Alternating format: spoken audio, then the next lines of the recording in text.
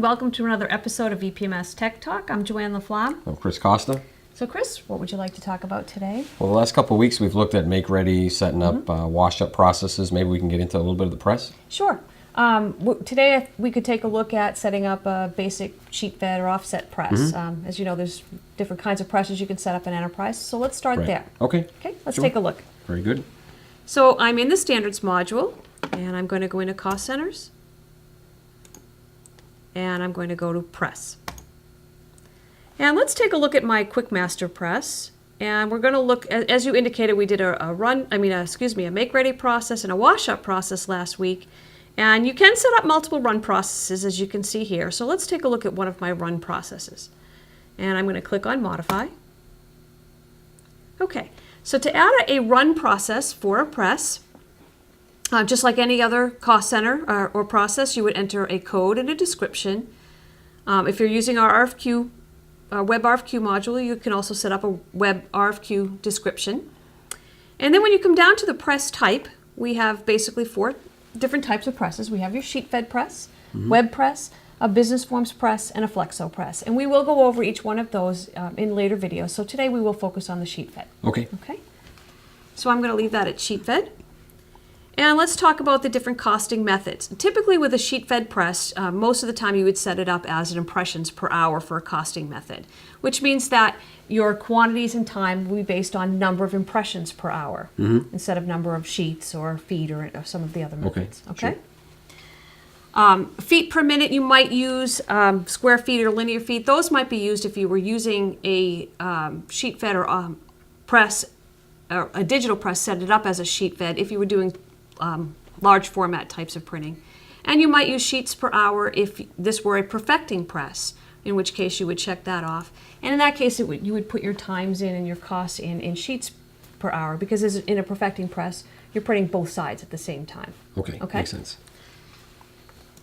So let's leave that at impressions per hour. A couple options you have here. If the press does default to a portrait rather than landscape, you can check that off.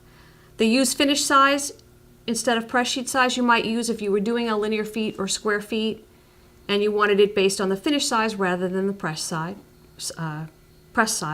sheet size. This last checkbox, if you are using our press comparison button, that button in an estimate or an order would let you compare running the same job on different presses, and you can exclude certain presses from that if you want to. Yep. Okay. One other just option is we talked about that perfecting option. If your press can do that and it can print both sides at the same time, you can tell it how many inks for each side. So with it unchecked, that goes away. All right, now let's get into the options at the bottom. When you set up your SheetFed press, you have to tell it the maximum size across the cylinder, the maximum size around.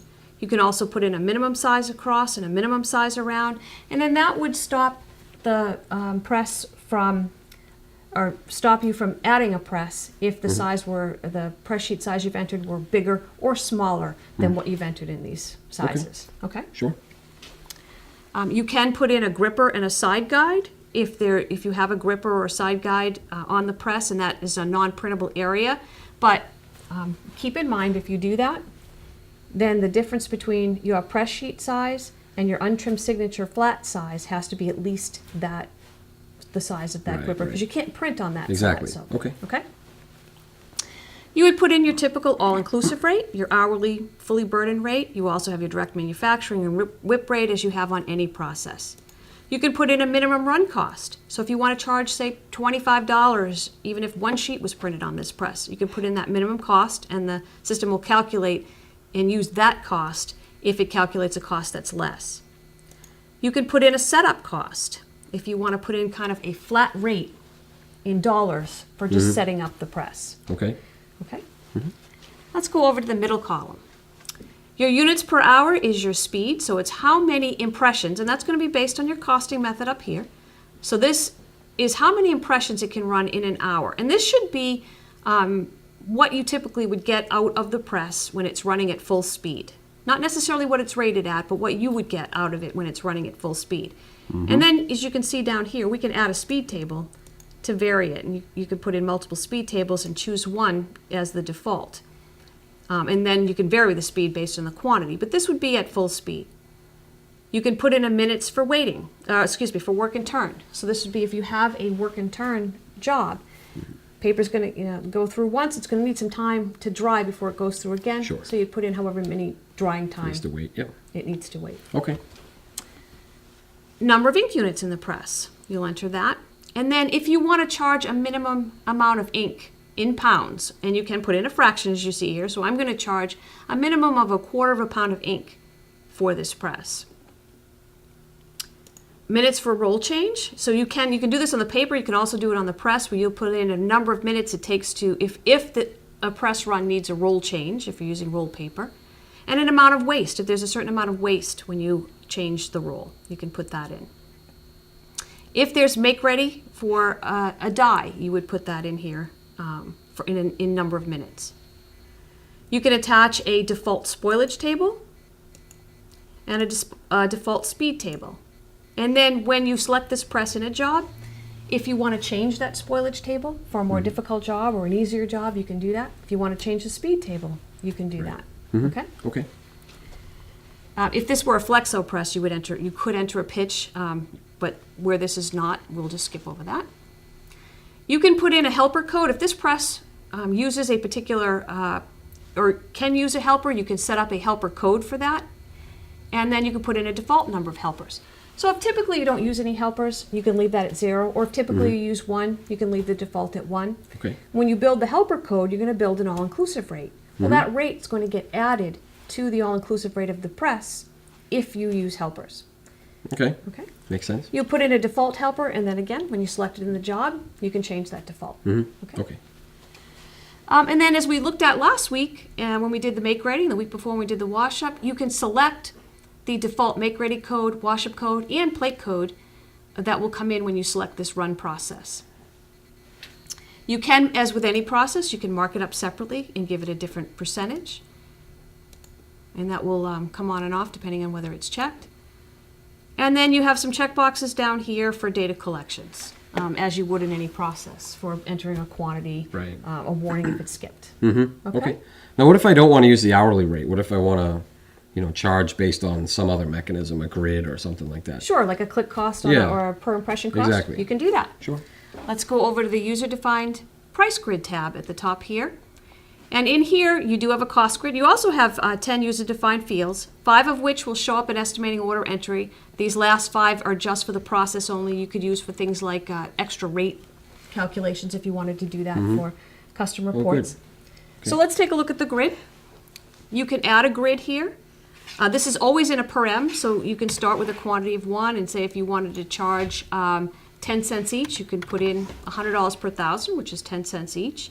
And then it would charge a per impression charge. But in addition, you'd have to check down here that you want to use the per M cost for estimating. If you don't check that, it will use just the hourly rate. Okay. If you want to use both the hourly rate and the click charge or per M charge, you would check that one. When might you do both?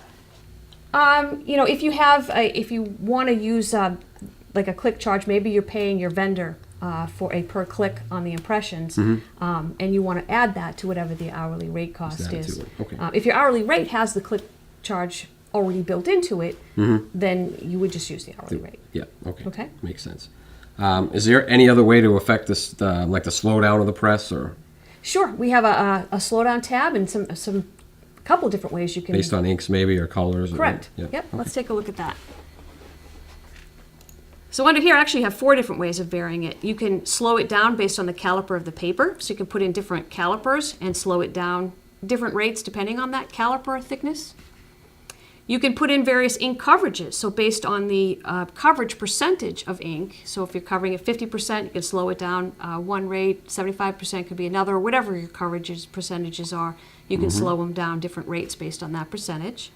You can slow it down based on a particular material. So if it's not so much the caliper, but certain materials will slow it down, you can put those individual material codes here with their associated slowdowns. And this last one is fairly new, this ink color slowdown. You'll see you can put in a number of inks on side 1 and 2, and then slow it down a percentage based on that particular number of inks on each side.